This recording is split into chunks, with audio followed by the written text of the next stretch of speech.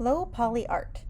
You've probably seen this used in some way or another, either on famous people or landscapes or animals.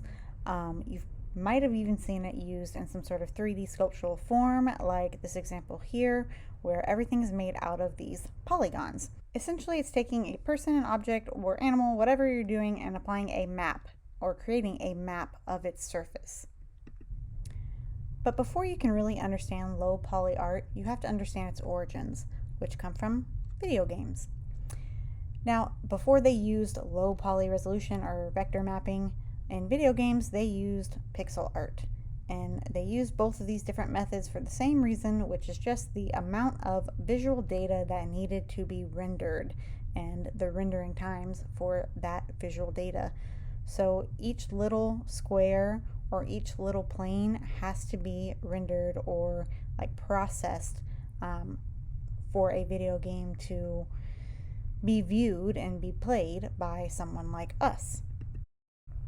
So they started with pixel art, then as technology advanced and storage of data, grew to more data with less space, then they could move on to the low poly art or low poly resolution.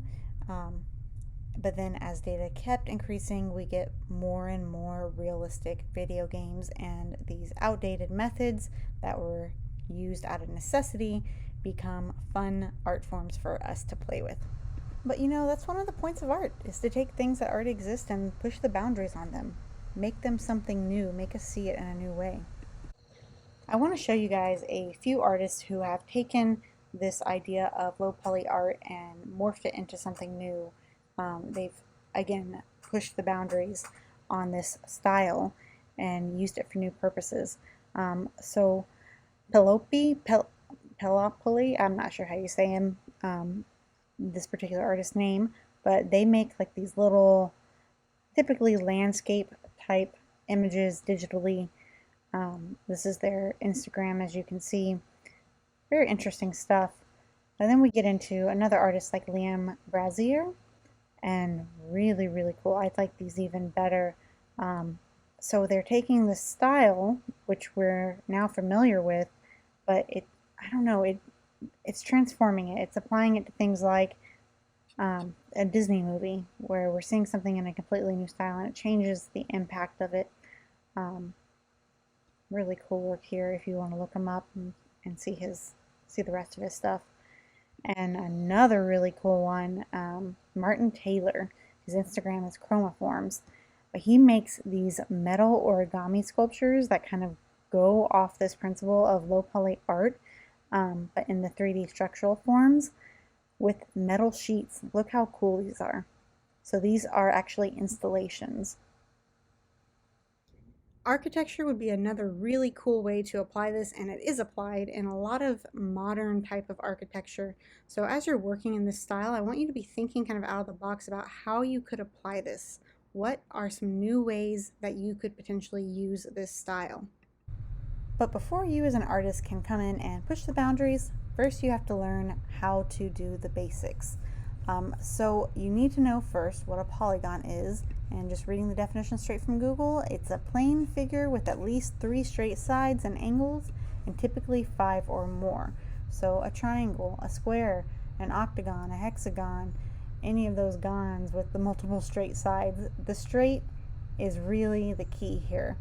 And you're going to see that I will work with a lot of triangles later and challenge you to work with triangles, but really in this style of art, it does not have to be triangles, just it has to be a polygon. So what we're going to do is a very easy method of taking some basic forms that will be attached to your assignment in Google Classroom, opening them up in Photoshop, and then turning them into a planar analysis of themselves or a low poly artistic version of themselves. So let's get started. You're going to go over to the lasso tool and hold down on the little arrow, and make sure you have polygonal lasso tool because we want it to be only the straight lines, remember? So at this point, you're going to come over and decide where are the planes, where is something curving or the angle is kind of changing. If it had to be all flat surfaces, where would it be changing? So what I'm seeing here is this is the top part here is flat already, right? I don't need to mess with that. But we can't have any curves. So this is going to be sort of not quite an octagon maybe. It doesn't really matter how many we have. It doesn't have to be a perfect shape. But I'm going to go ahead just for making it easy and start here on the edge. Pause here for just a minute because I forgot to tell you, and I forgot to do this on the cylinder at least. Either copy and paste your shape onto a new layer before beginning, your form I mean, not your shape, or create a whole new copy of the background layer so that you have your original to work with if you do mess up. And it can help you get rid of some of the background edges that you don't need once you're finished. Maybe I'll go to about right there, go straight down, and I'm just clicking when I want to drop the point, and then I'm going to come in and connect it. Now, once it's made that selection, you are going to go to Filter, Blur, and do Average. And what this does is it takes the average color or average value that you have on an image and just makes that whole section, fills that whole section with that average. Just like that. And Command D or Control D to deselect. So let's do it again. I'm going to start here. I know you're just getting started out, but this can become quite tedious going back to the filter and average and blur. So I want you to notice here at the top, if you go to filter, once you've used it once, it's going to create a shortcut to redo your last action. There's not a shortcut to go straight for that action of doing the average blur, but if you use the shortcut for redo your last filter, which is Control Command F, it will redo that average filter blur. And then you can do Command D to deselect. And you can see we've got this edge here that has its straight lines, but we don't have them over here. So I am going to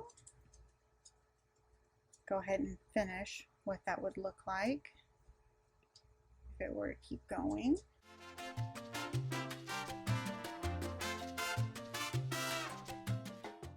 And then do again the average. Okay. Command D to deselect. Now you can see here it has left the edge. So for this purposes, it's okay. But if we wanted that to go away, then what we could do is create a new layer with the form and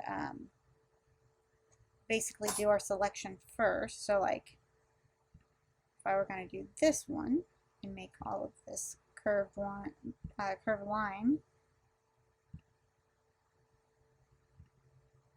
with planes, and then that's straight, and that's straight already. What I could do is make a layer via copy. I right clicked and made a new layer, and you can see it cuts it out completely. This is something we'll be doing on future projects, so remember how to do that, but for now, if it makes more sense for you to do it like this, that's okay for now. But what you can see over here is it still maintains those values, kind of the average value if you were to blur your eyes on the cylinder, and you've got the light that hits this plane the most, and then it kind of diffuses on the planes next to it. It's hitting from the top, so our light would be coming from kind of a this way direction, maybe a little lower, and shining on the side and the top. Boop, boop, boop, boop. All right, that's horrifying. Let's get rid of that. Okay. At this point, if you don't need my help, feel free to go ahead and go off on your own to do this. If you do, I'm going to go ahead and finish out the video here, and you can follow along with me if you would like.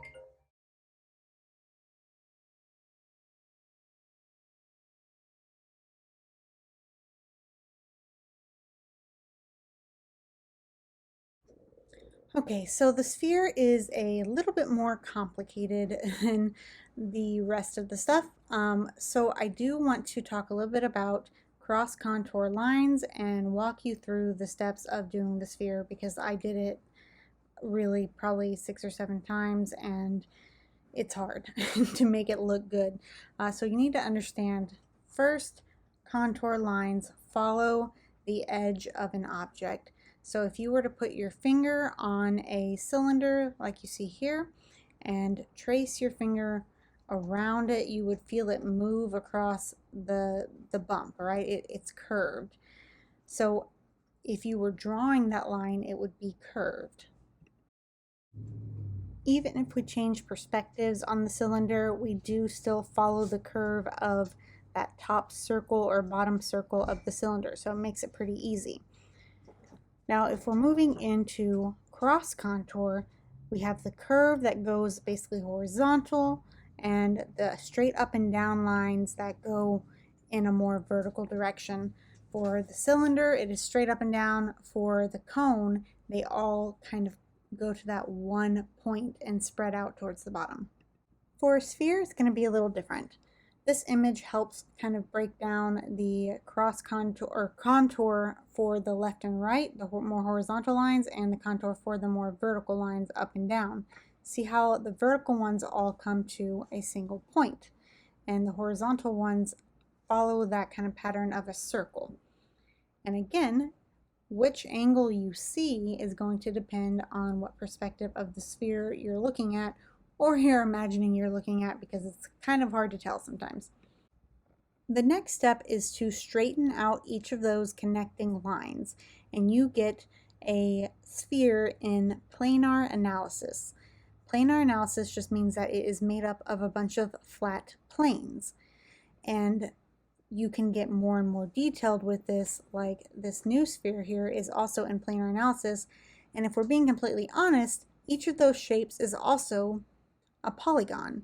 So yes, that is poly art technically, but more often you will see poly art made out of triangles. Okay, so let's talk about spheres made out of triangles. That gets a bit more complicated. There are some really good ones out there. I think this is a pretty darn good one here, and it is more simple, so I like that about it. But there are also lots of poly art, not just for spheres, but including spheres, that are not done very well. Let's talk about why these don't quite look right. Um, First of all, their triangles don't quite follow any sort of pattern. And when I say pattern, I mean our cross contour lines or planar analysis lines in general. Do you have to be perfect with that? No, but the closer you are to that, the more realistic of a sphere it's going to look, or more realistic of an object, whatever it is you're doing in this poly art style. These are just all over the place. And because they're all over the place, that brings us to point number 2. The light, like the values in it that are trying to display the light, look all sorts of weird. Like there are bright spots where I don't think there should be bright spots, and dark spots where I don't think there should be dark spots, because we're not following the planes of the sphere. So when you're looking at different examples, make sure you're looking at ones that actually look good.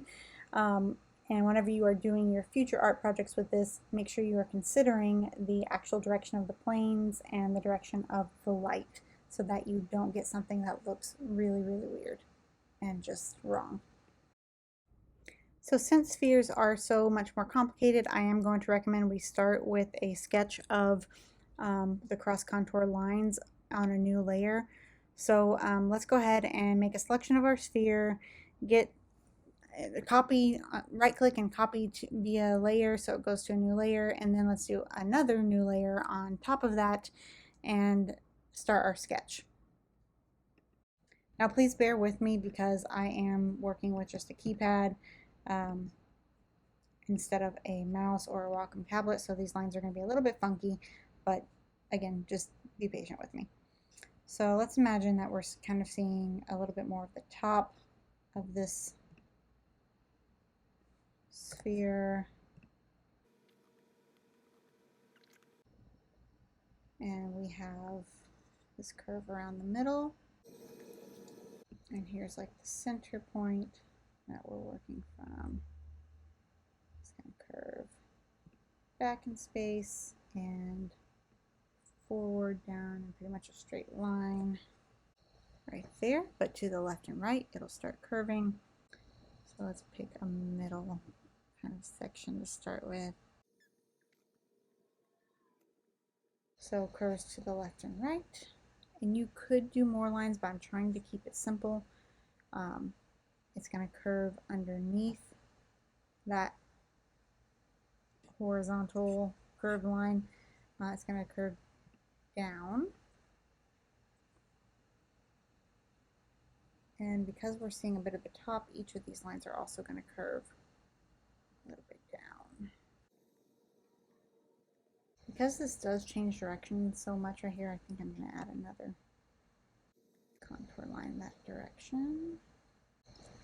And in theory, if we were to see the back, there would be lines curving back in space.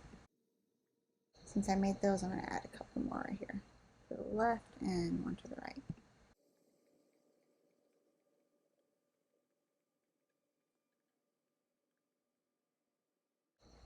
Because these are curved lines, they are going to have to be turned into straight lines. So just to give you an example, if we were to go across that middle horizontal line, each of those segments is a straight line at a new kind of angle. Okay, so here's what we're going to do. We know that all these lines realistically have to be straight if they're going to be used, but we're trying to make everything into a triangle, right? So there is a place that already kind of looks like a triangle, and it starts with these from that center point. So I'm going to recommend that you start using the shape tool, the pen tool, and make sure it's on shape, no fill, stroke, whatever thickness makes you happy and whatever color makes you happy. It should automatically create a new shape layer. But let me show you what we're going to do. Start in that center point, come out to our first triangle, and then we're going to keep going with this. Just make sure you don't accidentally click on one of the prior corners right after you've made it, because it'll see the subtraction sign, it'll delete it. I don't want to do that, so Command Z to undo. I'm going to come over here and skip it and do this triangle. And you see it's making a bunch of different shapes.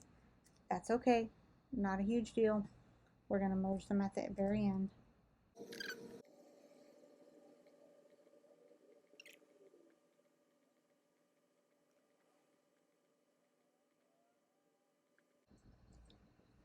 Okay, so we have that first section done. Now we're going to come off the corners and create triangles that go down now. So let me start on the edge just to help us out a little bit, because we know it has to be a straight line on these edges, right? So from there to there, back to the point the corners meet, close it off. So that leaves us with a naturally made new triangle.